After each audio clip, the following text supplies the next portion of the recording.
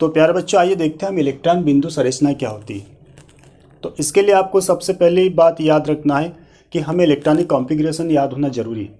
यदि आपको electronic configuration means electronic विन्यास याद है तो आप इलेक्ट्रॉन बिंदु संरचना आसानी से बना सकते हो।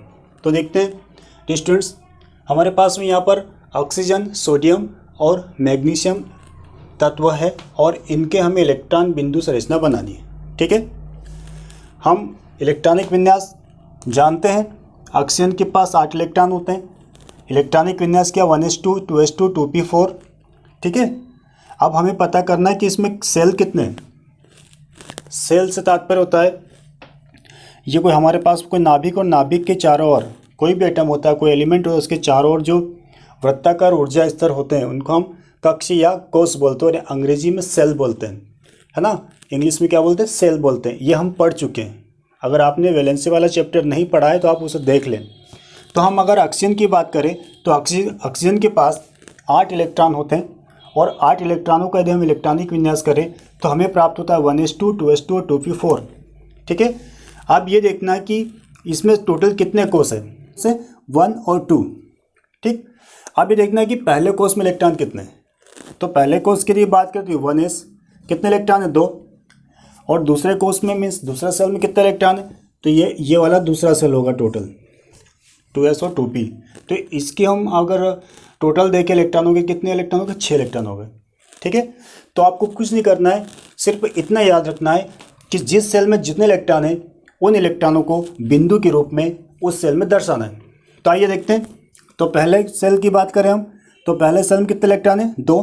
ठीक है, तो हमें क्या ऐसे 2 बिंदियाँ या ऐसे 2 बिंदु बना देना है। ठीक है, रंगोली वगैरह बनाते होंगे आप, याद होगा, और नहीं बनाते तो सीख जाओगे। ठीक है, ये 2 इलेक्ट्रॉन हो गए। अब हमें क्या करना है, दूसरे सेल में कितने इलेक्ट्रॉन है, 6। ये 6 कहाँ से आए, 2s2, 2p4, ये 6 इलेक्ट्रॉन। ठीक है, अब इन 6 इलेक्ट्रॉनों को हमें बिंदु के रूप में इस दूसरे वाले सेल में दिखाना है। तो क्या हो जाएगा 1, 2। ठीक है, उसके बाद में ये 3, 4, 5 और ये 6।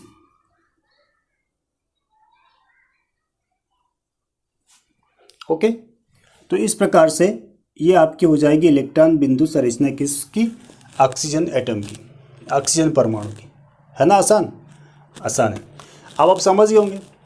आप सोडियम की भी निकाल लोगे, मैग्नीशियम की निकाल लोगे। अब सोडियम एटम की बात करें तो देखो, पहले के सेल में 2 इलेक्ट्रॉन, दूसरे सेल में 8 इलेक्ट्रॉन और थर्ड सेल में 1 इलेक्ट्रॉन। बस हमें बिंदु के द्वारा दर्शाना है। तो पहले सेल में 2 इलेक्ट्रॉन, तो ये 2, 1, 2।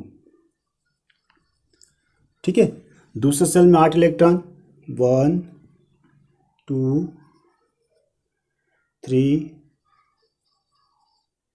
4,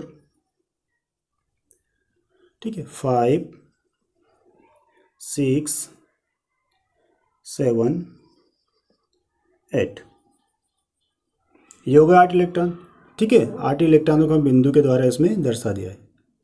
ठीक, अब थर्ड सेल में कितना इलेक्ट्रॉन है, 1 इलेक्ट्रॉन, तो ये हो जाएगा 1। तो इस प्रकार से ये सोडियम परमाणु की भी इलेक्ट्रॉन बिंदु संरचना हमारी कंप्लीट हो गई है। ओके, मैग्नीशियम की बात करें तो मैग्नीशियम का इलेक्ट्रॉनिक विन्यास तो दिख रहा है 1s2, 2s2, 2p6 और 3s2। राइट, ये कैसे निकालते हैं ये हम जानते हैं, है ना। हमने इसका ग्राफ बनाया था, इलेक्ट्रॉनिक विन्यास हम पिछले वीडियो में सीख चुके हैं। ओके, अब यहाँ पर देखें तो आप देखिए हम कितने सेल हैं, 3 सेल हैं यहाँ पर भी। पहले सेल में कितने, 2, दूसरे सेल में 8 और थर्ड सेल में 2। तो यहाँ दिखाया हमने 2, 8, 2।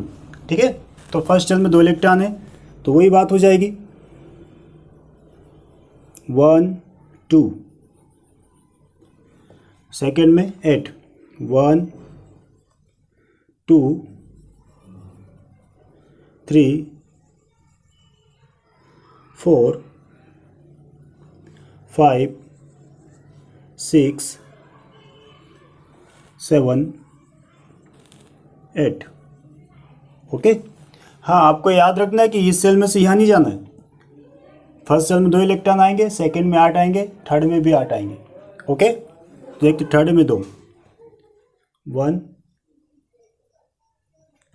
और 2, ठीक है। तो ये इस प्रकार से मैग्नीशियम की इलेक्ट्रॉन बिंदु संरचना हमारे सामने बनकर तैयार है। तो कोई सा भी एलिमेंट हो, यदि आपको उसका इलेक्ट्रॉनिक विन्यास याद है, इलेक्ट्रॉनिक कॉन्फ़िगरेशन याद है, हमें ये पता चल जाए किस सेल में कितने इलेक्ट्रॉन है, तो आप इलेक्ट्रॉन बिंदु संरचना बना सकते हैं।